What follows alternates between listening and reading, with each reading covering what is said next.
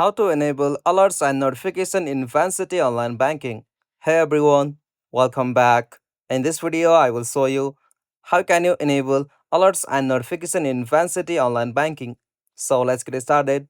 First, as you have to open Vancity Online Banking app.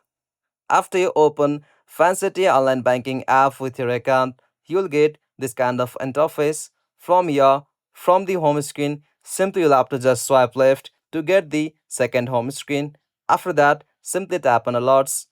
From the alert section, tap on settings. From the alert settings, tap on notification.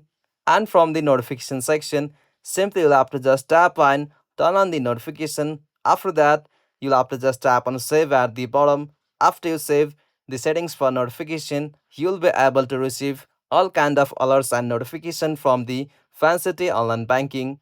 If you found this video helpful, please make sure to like and subscribe for more videos like this. Thanks for watching.